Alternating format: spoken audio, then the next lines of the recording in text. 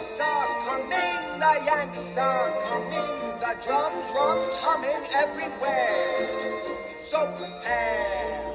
Welcome back, my friends, to my veteran friends and my people who've never had the honor to serve in the military, to my September show. This show we've developed so that people will understand more about what the military life is like and what the trials and tribulations that men and women in the service have to go through. And it's there to remind the vets what they did was helped their country, and they deserve respect. The highest award this country can give for bravery in combat is the Congressional Medal of Honor. There are specific designs for each branch of each service. There have been 35,019 medals awarded to living and posthumous honorees. Only one have been a woman, only one has been a Coast Guardsman. There has been one president who's won the Medal of Honor. It was Theodore Roosevelt during the Spanish-American War. There's 38 American veterans who've won 2 Medals of Honor. But there's only 60 Medal of Honor recipients at this time that are still living. The medal started in 1861, and at that time it was only given to the Navy and the Marines. It became authorized for the Army in 1862 and for the Air Force in 1956. To be awarded, the act must be confirmed by 2 witnesses. The process takes up to 18 months and is scrutinized before it goes to Congress. The recommendations must be made within 3 years and must be presented within 5 years. It's called the Congressional Medal of Honor because when it's presented, the president presents it to the service person saying, "This is awarded to you by Congress." No matter what rank a person is in the military, they are honored to salute a Medal of Honor winner. The National Medal of Honor Museum is being built in Arlington, Texas, and it'll be open on March 25th, 2025. A bus display is going to be coming to the southwest suburbs on November 16th at Carl Sandburg High School in Orland Park. The display will be open from 10 a.m. to 3 p.m. All visitors are welcome and come to view the service members who have been honored and awarded these medals. My guest today, Wayne Baxstrom, is an Army veteran who served in the Army Engineers, born in Chicago, went to Leo High School, attended combat engineering training, drafted in 1965. He went to combat engineering, and from there he went to Vietnam. He landed at Cam Ranh Bay in Vietnam in 1962. After leaving the Army with an honorable discharge, he owned Kate O'Leary Restaurant and developed and owned Lincoln Limousine Company.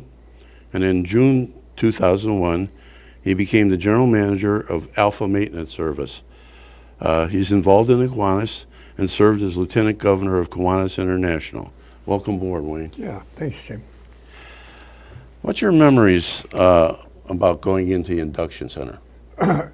It was sort of funny. In my case, I remember it was on Adams Avenue near Halsted, and the induction time was like 6 a.m. So I think I had to get up at 3. And actually, my mother dropped me off. I told her I'd be home for dinner, and I didn't come home for dinner. But typical waiting in line, going to different stations, answering questions. And I was in one line, and I heard a couple guys behind me talking. And he said, "Boy, that sounds familiar." And this particular guy, his name was Leo, was a friend of mine. We grew up together. And I turned around, and he looks at me, and I looked at him. And to make a long story short, we went through basic training together. And one of my best friends. And at the end of the fiasco there on Adams Street, I remember we all got in line and walked over to the train station and got on a train. We were going to Fort Knox, Kentucky, and it was late at night. I think it was 10 o'clock at night, and we drove, the train drove through the night, and we ended up in Louisville, Kentucky in the morning. And at the train station, they took us all off, and there was a little restaurant there. We all got breakfast, then got on the Army buses, and next thing I knew, I'm at Fort Knox. And if you saw the movie Stripes, it's exactly like that. And then it turned out that Leo and I were assigned to the same platoon, and we did basic training together. It was an experience. I guess I was ready for it. It just came, and you just go with the flow. And then when basic was over, we all got our orders, and my orders came down. I was going to California. And at the time, the Beach Boys were, had the song California, all the surfing songs. And I'm thinking, boy, this Army is great. They're sending me to California. Well, to make a long story short, where I ended up was in the middle of the Mojave Desert, which wasn't very pleasant. But I spent another year there, and then was transferred to Fort Leonard Wood. Yeah, from Fort Leonard Wood, what was your training like in AIT? Well, it was pretty much on the job. I mean, every day we would drive a different vehicle. My MOS was 64210, so I was like a heavy equipment operator. So one day it would be a front-end loader, the next day it'd be a 5-ton truck, next day it'd be a dump truck, next day could be a Jeep or a 3/4 ton. So, and I still have, in my pocket, I still have my driver's license, from 1965. But they put on the license everything that you're qualified for. Remember driving those big 5-tons? Oh, yeah, sure. Yeah, I got my license from the military there, too. Yeah, the first time I backed up, I was supposed to go to a railroad siding, and they told me to back up to a boxcar, and I was going to get my trailer filled with ice, and then I was going to go to another place, and they were going to put milk on top with the canopy, and then I was going to go deliver it. But they kept backing me up, and I kept turning the wrong way. And finally, I took my eyes off this guy for 1 minute, and the railroad car was wood, and so was the trailer. And I look out the window and I see wood flying, and I had banged into it pretty hard, but I lived through it. Yeah, nobody criticized me. We put the ice on and went away. Another learning experience. Another learning experience. Then you went to Fort Leonard Wood, right? Yeah, I was at Fort Leonard Wood for a short time. Probably 2 months, and I got transferred in there, and I thought it was great because it was closer to Chicago. And on long weekends, I could drive to Chicago and come home and come back. But I was only there for about 8 weeks, and then the company comes on orders to go overseas. And the word was, because we were a road building company, we were going to build a road from Bangkok, Thailand to the northern air bases. Sound pretty reasonable, We got our, I'm trying to remember, I think it was a 2-week leave, and we all came back ready to go. Went to the airport there at Fort Leonard Wood, and got on a plane, flew to Oakland, California.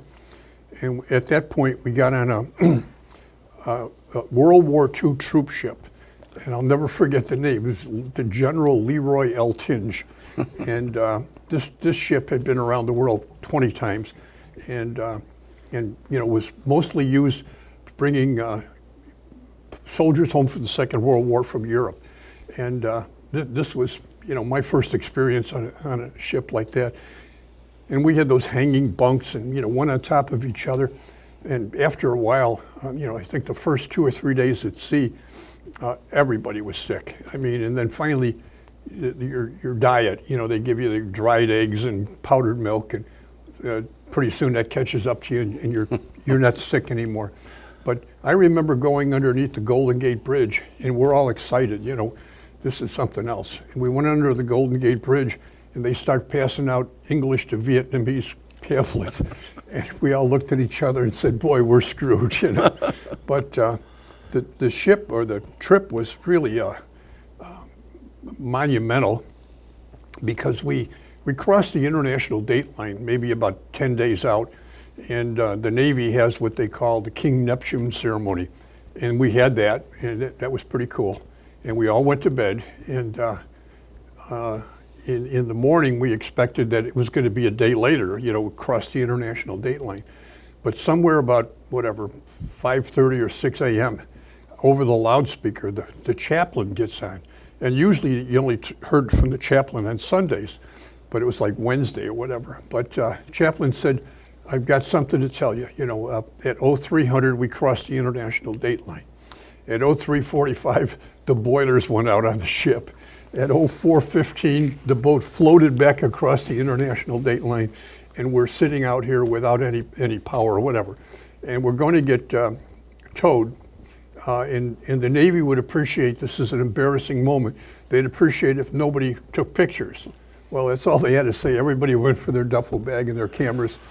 And when I'm trying to remember, I think it was a destroyer, whatever it was, but, you know, came up to us and shot a little bit ahead, and they were shooting the line, and they were having a hard time. I think they did it 4 times. And every time they shot the line, everybody's camera was click, click, click, click. But finally, they got the line, they put the cable on or whatever, and they towed us into Subic Bay in the Philippines. So we crossed the date line again. So within 2 days, we crossed the date line 3 times. And it was hard figuring out what day it was. But we got to Subic Bay, and we were there for probably 4 days, and they couldn't get the part. So we had to disembark that ship, and we went on, believe it or not, a hospital ship. It was called the Barrett, USS Barrett. This was a pretty nice ship. I mean, you know, they had nice, what do they call it, battleship linoleum floors, and everybody had a real live cot. And that's what we ended up going to Vietnam on a hospital ship. And when we got into the harbor in Cam Ranh Bay, they dropped the gangplank, and they used LSTs, just like you've seen in the Second World War. And that's exactly what happened. We embarked into these LSTs, and they'd go around the back and, you know, wait until everybody, you know, I think there was maybe 20 of them, or 25. And finally, the word was given, and it was like an assault on the beach. It was extremely, you know, just like an instant replay of the Second World War. And we were given live ammo, and everybody had their gun pointed up. We got to probably, I'm saying a couple, 400 or 500 yards from the beach, and guys started shooting up in the air. They were so scared. But finally, the gangplank, or the plank, went down, and all 20 of these LSTs emptied out, and we ended up on the beach.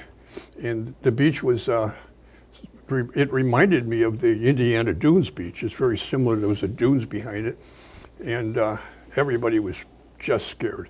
And finally, at the end of it, there was a colonel who was standing up in a Jeep going along the shore by the beach, and he was shouting in a megaphone, "Give me a column of ducks." And if you know what that means, it's an embarrassment. You know, we had to stand up in a formation, and, you know, 2 by 2 or whatever it was.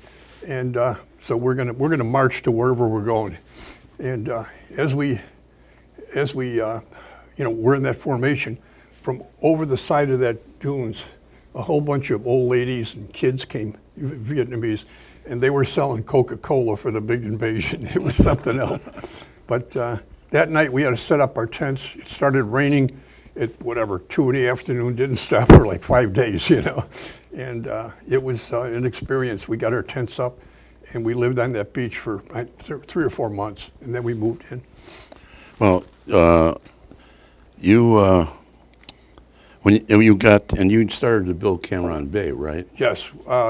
We were part of President Johnson in 1965 signed an order to send 240,000 troops. It was a big buildup. So we were part of that big buildup. The only place up until that time where ordnance or weapons and that were coming in was in Saigon, and it wasn't enough to handle the whole country. So they found Cam Ranh Bay, which is the French used it as a naval base, and it was a deep water port where these ships can come almost right up to the shore. And there was only one pier there, and when we left, I think we built three more, and then from time to time I'll get on the internet and look at what Cam Ranh Bay looks like today, and it's all high-rise condos and very pretty. But I believe you said that you were supposed to be building a airstrip there too. Yes. And they brought special equipment over for it. Yeah, they one of the first missions was to build an airport, a landing strip, and it was. We had to excavate a hole. They call it the landing zone, where the planes, hit. That landing zone was, I think, 80 feet deep. It was huge. And then we started filling it with rocks. And finally, somewhere in that time period, they had brought over a rock crusher from the States. And it was on a barge, and they towed it across the Pacific. And I don't know how they got it in there, but they got it in there, and they were all day long blasting rocks and chopping them up. And we needed all those rocks from this mountain to build the roads and also to finish the airport. And we were working alongside of a civilian contractor called RMK. They were from San Jose, California. Pretty cool operation. And but mostly our dump trucks were just filling that hole.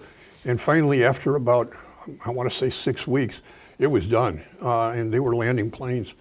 And it was amazing, So they were doing that so that the planes, when they landed, wouldn't they sink, call it the impact zone, and same thing at O'Hare and all Midway. That one area is a lot deeper than the rest of the field. What do you remember other than the work there at when you were over in Nam? What do I remember? Well, I try to remember the good things and forget the bad things. I mean, the weather was just abhorrent. It was hot every day. And then we were there during the monsoons. It just never stopped raining. I remember the food. We were on they call them A rations, which are really a bigger quantity of C rations. It comes in a bigger container, and we had that for 2 or 3 months. And finally, we started getting some decent food, and we had a couple of really good chefs, or not chefs, but cooks that were in private life were chefs. And these guys would really create some great food. And I think once a week we'd have steaks, we'd barbecue them. That was pretty good. But all in all, I remember the camaraderie, and today, this is 55 years later, every Sunday at 4 o'clock, I initiate a phone call to 3 of my buddies that were with me in Vietnam on the ship all the way from Fort Leonard Wood, and we still talk about, joke about this, joke about that, and talk about, right now all of us are in our 80s, and most of the talk is about our prescriptions and when we're going to go to VA hospital and get a treatment. But it's good to keep, and we're trying to get together, to have I think in June of next year will be 60 years since we landed in Cam Ranh Bay. Shakespeare had it right when he said "Band of Brothers." Band of brothers, yeah, it's true. It's funny how at the end of the conversation, everybody calls each other a brother. Goodbye, brother. First time I heard that, I thought it was a little unusual, but you get used to it. Yeah. Well, how did you go home when you redeployed home? How did you go, by plane? Yeah, by plane. When my orders came to go home, the first thing they do is they send you to, from Cam Ranh Bay, I went to Tan Son Nhut, which is Saigon. And there was an area there called Camp Alpha, and it was where troops come in and go out in temporary tents. And you were there for 3 days. They told you in the beginning, don't screw up, or you'll get pushed back.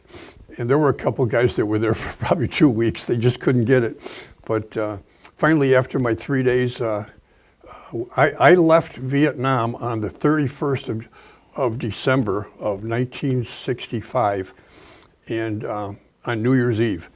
And we flew from Saigon to Yokota Air Force Base in the Philippines to refuel.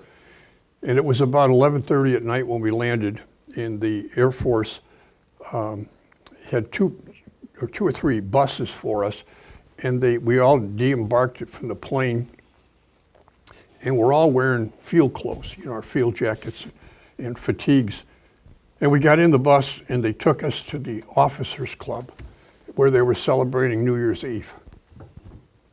It was quite an experience. All the officers are wearing, almost like a tuxedo with the swords, and all the women had gowns on, and every one of them just, glommed onto us, and it was a great experience. Quite a welcome back. Huh? Quite a welcome back. And then we got back on the plane, an hour later, and they had, we flew what they call MATS, Military Air Transport. So it's just like a commercial plane, only the seats are backwards. I don't know if you're familiar with that.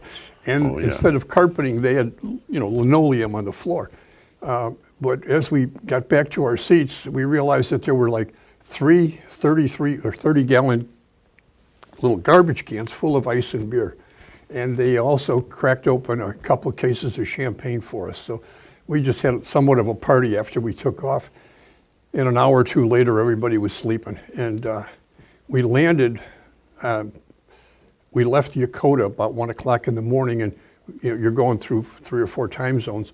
And we landed in Oakland at 7 p.m.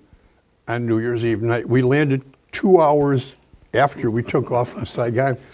And what was unique about landing in Oakland is we got on buses, and the buses had bars on the windows. And it was almost like they were prisoner buses, because you could only see a little bit out the window.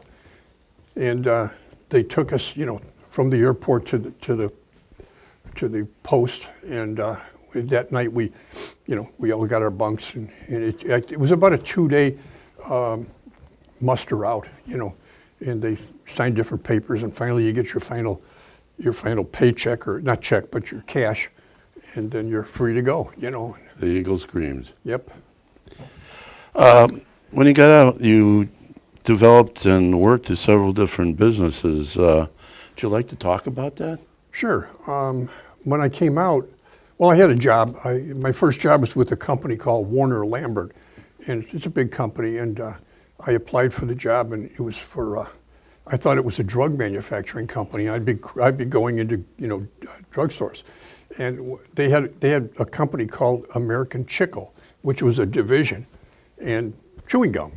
So that's what the job was. And so for 2 years, I worked going to grocery stores and in different locations and wholesalers, and selling certs, chlorets, Dr. I'm trying to remember the name, but Dentine, Beeman's, all the old Chiclets. Chiclets, yeah. And it was a pretty good job. I had a company car, brand new Dodge, and every 2 years I got a new car and free gas. And for me, I think I was getting maybe, if I remember, maybe $800 a month, which was not bad, especially since I was living at home and I had no expenses, So I had that job for 2 years, and I would call on a lot of grocery stores.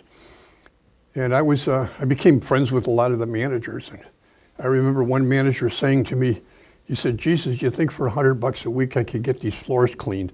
Well, the light bulb went off in my head, And at the time, my brother and I were doing carpet cleaning. And we had a little ad in the Southtown Economist, and every weekend we'd do 1 or 2 or 3 carpet cleaning jobs. So I told the guy, the manager, that, I could do this. So long story short, my brother and I, they gave us the store, $100, spend the whole night on our knees scraping all the wax off. And finally, when 2 weeks, well, it took us 2 weeks to get the whole store done. And after 2 weeks, the district manager came in and says, "Who's doing this floor?" And long story short, we got 12 stores. So we're off to the races. And when at my peak, I had 62 Jewel Food stores. So we were doing over $1 million in business, in the cleaning business. Right. Now, I always ask all my guests, how do you feel about being a vet? I feel proud. I'm glad I I've done some stupid things in my life, as we all have, but that's one thing I'm sort of, always back in the back of my head. I'm glad I did it. I always tell the story too that I was screwed up when I went in and I came out straight as an arrow. You hear a lot of stories about Vietnam vets that come back and they're all screwed up. Well, I was just so grateful to be home and just appreciated everything. And then you start working for yourself, and it brings on a whole new dimension. But I don't think there's a week that goes by that I don't think about, Vietnam or think about those days. Well, I appreciate you coming on my show. Sure. Thank you. Welcome back. I'd like to present you with this coin, this pin. Thank you very much. And I'm glad you were able to come. Sure. Thank you again, Jim. I'd like to read the letters from the units that I send care packages to. Now, not everybody over there sends a letter or writes back, but that's okay, because I remember what I was like when it was deployed. And you don't, when you're writing letters, you think about your mom or your girlfriend or something special. When somebody just sends you something, hey, it's okay, but you don't have the time to write. So I'm not real upset about not getting letters, because I know what we're doing is having an impact on those men and women overseas. I'd like to read one of the letters that I just pretty much got just lately. Dear Jim Kruse, July 2nd, 2024. Very warm thank you for the kindness and generosity. The USAG Italian soldiers enjoy the treats, hygiene items that you send in the care packages. I enjoy reading your bio and see that you're an Army vet.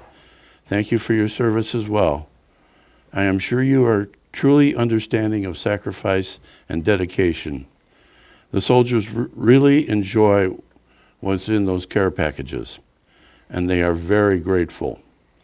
I am unable to send a photo due to OPSEC, which they keep for security. But please know that you're appreciated, and we appreciate your efforts. A big thank you as well for your wonderful volunteers who donate and package all the items. With respect to you, sir, Patricia, ACS Forward, warmly, Patricia Tasted. The war's not really over. We still have troops all over the world. At this time, I have troops that we're sending care packages in Syria, in Iraq, in Jordan, in Saudi Arabia, Kuwait, the Philippines, Korea. I also have troops in Italy, Germany, Poland, Lithuania, Romania, Bulgaria. Many of these soldiers are over there to defend you. At this year coming up, the Thanksgivings, the Christmases, think about signing cards for the troops, especially if you have somebody in the family. Get other people to send to them, because I can tell you, it gets lonely over there. You have your buddies, but your people are at home, and your thoughts are, for the most part, at home. One last thing I'd like to remind you of. Last Tuesday was December 11th. It was a ghastly day for our country. And as I say, we're still at war. We still have men and women all over the world defending you. Remember them. Please don't forget them. I want to thank you for watching my show. I hope that you were able to get another idea about what happens in military lives and some of the things that we've gone through.